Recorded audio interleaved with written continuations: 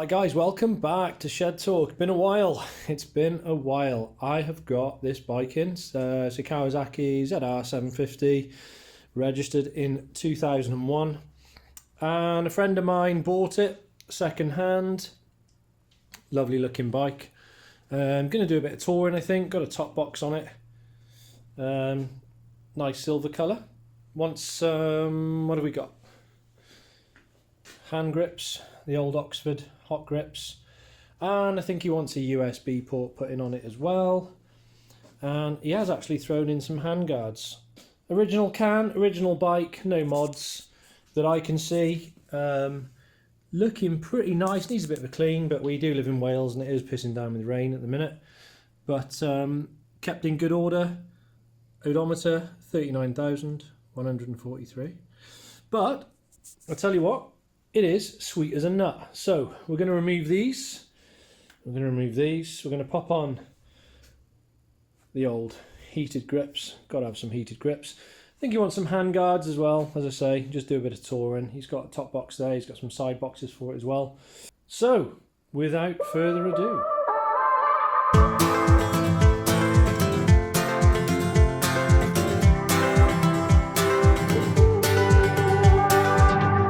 running wild, nothing to lose. Do you remember the innocence of youth? Butterflies in summer skin. so I like to put a little bit of WD-40 just underneath there. We can wipe it off after, but literally one little squirt underneath where the screwdriver was, and then it's like that easy. So just give that a wipe down, get rid of all that residue, and then repeat that the other side.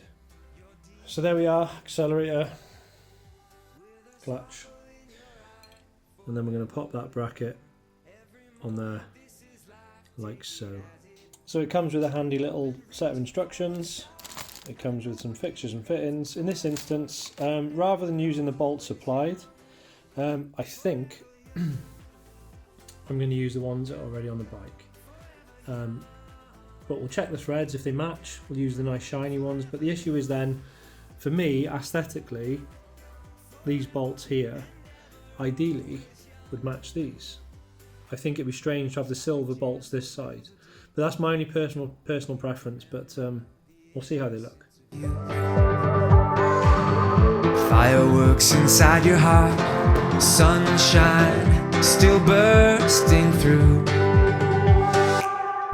Every breath from here on out makes you remember what life is all about. Buckle up, enjoy the ride. Hold on, it's here and now. So with this, make sure you fit this control unit to the bracket before you put the bracket in place, because you won't be able to get behind it once it's in situ. So because the bolts that are supplied are a little bit longer, they've given us these little collars to fit in behind, just to pad it out.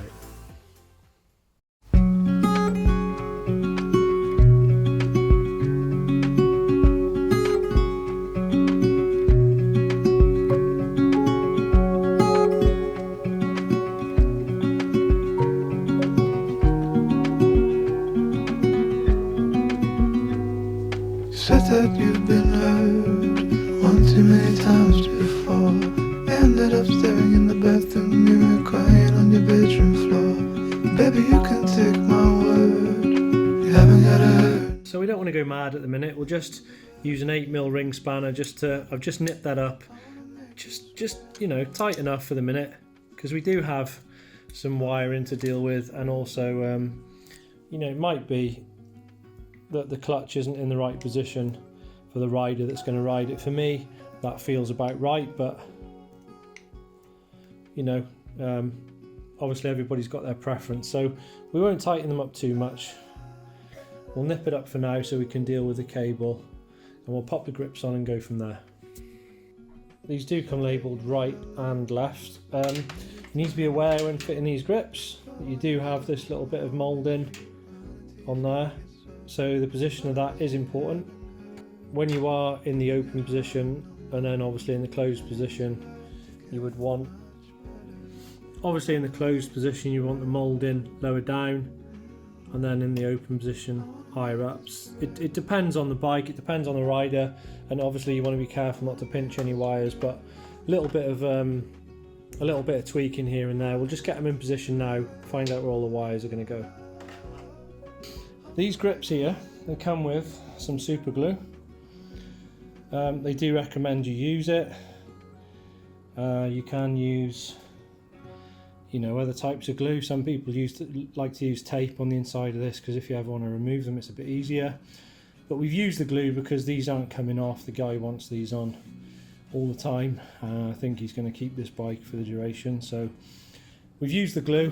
They've stuck nice. What I would say is to make sure you leave enough cable there before you cable tie it, and the reason for that is because obviously when that's in the closed position there's slack there, and obviously when it's in the open position there's a bit of slack there as well. I didn't want to do it much tighter than that. You can, if you can adjust it, it's absolutely no problem. You can adjust it just here, but this part here in the closed position should be facing downwards, and then use a preference really, I guess. When it's in the open position you've got no interference, and the other thing that should happen as well is it should snap back.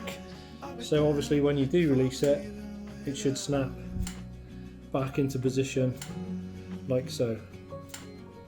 And then obviously check your turning as well, this cable doesn't get any tighter. We could probably give that a little bit more, but for now I've left a tiny little bit of slack there.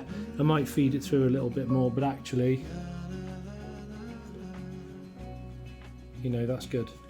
And there's a reasonable gap as well. Obviously the same thing on the other end, super glued on, except this one doesn't move obviously, so that's facing straight down. I've lifted the tank up. I've got a block of wood underneath that the tank is resting on. There's two bolts here to take out from the tank, which are located at the base there. The tank then slides backwards and can lift up, and then this here is a little lug that fits in on the other side of the fairing, just behind there, that attaches to that, slides back into position. So it's a case of just pull that out and pull the tank back, and I've lifted it up. Fuel line is connected, it's sat on a block so I can get underneath. Fuel line's still connected, everything's still connected. I've just turned the fuel off. I was lifting it up, there is a little bit of fuel in it, it just saves taking the hose off, you don't need to. Obviously the cables, I followed the other cables, and I've done the same on the other side through that loom there with the cables, and then take the cables down underneath this section. I'm going to hook up, I'm going to bring this one through as well, hook them both into the master there, and then we'll follow from that point underneath the tank down, following this loom here to the battery at the back. So we fitted these Oxford handguards. Obviously these bar end weights replace the ones that were on there before. These aren't too bad actually, they're adjustable this way, obviously this way as well. They don't actually connect up this end, which I think is quite nice. I think I quite like that design about them. They're curved. Yeah, they actually look quite cool, if I'm being totally honest. Oxford, very sleek design. This is actually really nicely machined as well. I quite like that, and it does feel very solid. And actually the bar ends feel very solid too. But yeah, so there it is, the finished job. Oxford handguards, wind protectors. I've got them on the maximum adjustment there just to give enough room. But I actually quite like them, if I'm being totally honest. You've got quite a lot of room in there behind your hand, and they do come up quite nice over the top as well. So yeah, there we go. So we'll start it up. The only thing I would say is when I lifted the tank up, obviously what I didn't show you was I've obviously brought the wire under here. I'll tidy this up now. Obviously I just lifted the tank up and put a block of wood under it because I found it a lot easier than taking the fuel lines off, because on the older bikes sometimes fuel lines are a little bit perishable. They're pretty good on this, to be fair, but I just prefer to lift it up a little bit. That just gives me enough room to get the wires under, tidy them under there nicely.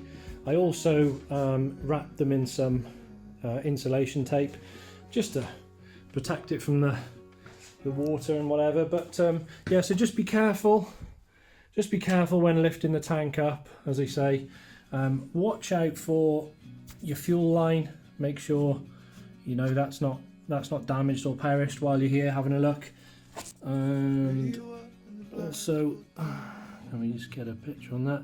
Obviously the line to the carb as well, but it all looks good from what I can see. No cracks or obvious sort of defects in the fuel line. But yeah, just check the clip, check everything is in good condition, and what we'll do now is tidy up these wires that are just clipped onto the battery. We'll start it up and we'll give this a go. I actually went with the Oxford bolts here in the end. The other ones weren't long enough anyway, but these do come with some nice spaces to fit in behind just to bring it off slightly. But all in all, pretty good job, I'd say. Let's give it a test. So the moment of truth, ticking over. Just check for any leaks underneath there.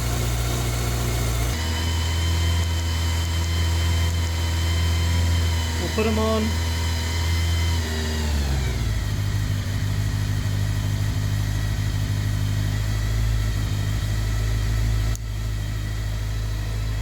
Just check they're getting warm.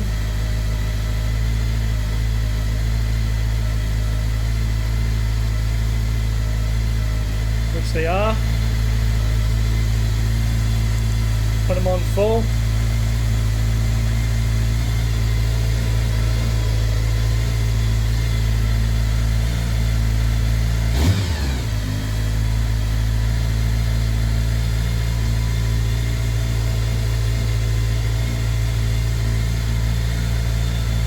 Right, so they're on 100% there, and I can feel them nice and toasty,